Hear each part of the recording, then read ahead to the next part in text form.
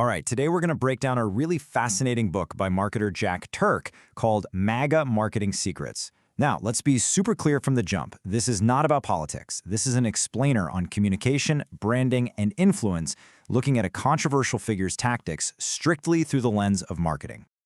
The author kicks things off with this really powerful question, and honestly, it's the key to this whole thing. The goal here isn't to agree or disagree with anyone, but to just objectively analyze the communication strategies that built such a massive and incredibly loyal following. And to do that, Turk asks us to avoid flipping what he calls the bozo bit. You know what this is. It's that mental switch we all have where we just decide someone's a fool and we tune them out completely. So for the next few minutes, we're setting that aside to focus only on the strategy, not the politics. So the book breaks it all down into 3 core marketing principles. First, who are you talking to? Second, what are you actually saying? And third, how are you delivering that message? Then we'll wrap it all up with the book's ultimate takeaway. Okay, let's dive right into this first principle, finding and connecting with your ideal audience. This is really the foundation of, well, any successful campaign or business, for that matter. The author starts with a timeless marketing truth from the legend Gary Halbert. He once said the real secret to a successful hamburger stand isn't having the best meat or the best location, it's having a starving crowd. It's all about finding people who are already hungry for exactly what you have.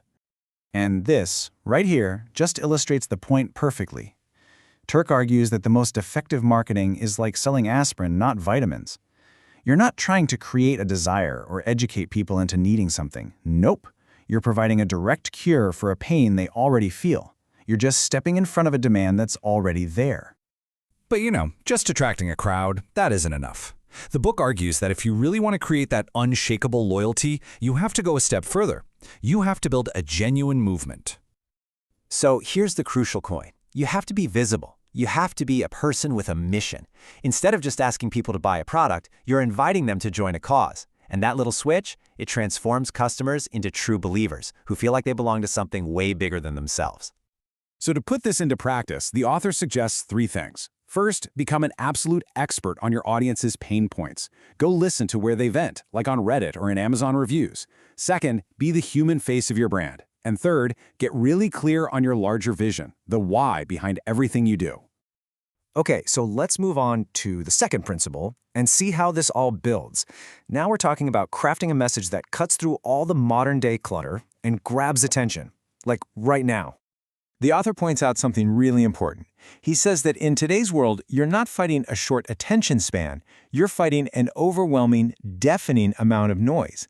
And the only way to win that fight is with simple, powerful, and memorable language that just sticks. And what's so powerful here is seeing this exact same strategy play out in completely different worlds. I mean, whether it's politics or business, talking about immigration policy or athletic motivation, the technique is identical. You take these complex ideas and you distill them into these short, repeatable slogans that are almost impossible to forget. But it's not just about the words. The book really emphasizes the need for a visceral, instantly recognizable symbol that represents the entire movement in just a single glance. And the red hat is the book's prime example. Turk describes it as an absolute stroke of genius because it wasn't just a piece of merchandise, it was a trigger. It was a simple, bold object that became a flag for an entire tribe, turning supporters into walking advertisements for their shared identity. So to apply this, the book suggests first defining a common enemy, a frustration that your audience all shares. Then boil your solution down into a short, punchy slogan. And finally, identify and amplify your own red hat, that unique symbol that people can rally around. All right, now for the final and, according to the author, the most crucial principle of all, execution. Because let's be honest, a great message and a hungry audience, they mean absolutely nothing if you don't show up. The book argues that visibility is survival, period. The biggest mistake you can possibly make is treating your marketing like it's some kind of sporadic, one-time event. No, it has to be a daily, relentless practice if you want to stay top of mind. This single number, 26, it illustrates this point perfectly. In the critical month of September 2016, the Trump campaign held 26 public rallies. His opponent, they held just 12. It's just a raw demonstration of that principle of relentless, visible action. And Turk reinforces this with another classic marketing mantra: money loves speed. The idea here is that hesitation is the enemy. Moving fast, taking action, and forcing your competition to react to you instead of the other way around, that creates a massive strategic advantage. So the book's advice here is super practical. 1. Commit to one channel and be there daily. 2. Launch that project you've been delaying, even if it's not perfect. Action will always beat perfection. And 3. Empower someone to manage the details so you can maintain that speed and focus. So, after breaking down the W, the who, and the what, what's the single biggest lesson the author wants us to take away from this whole analysis? It all comes down to this. The book argues that the most powerful marketing doesn't just aim for sales or success, it aims for significance. It's trying to build something that outlasts a single transaction, a true movement that fundamentally changes the game.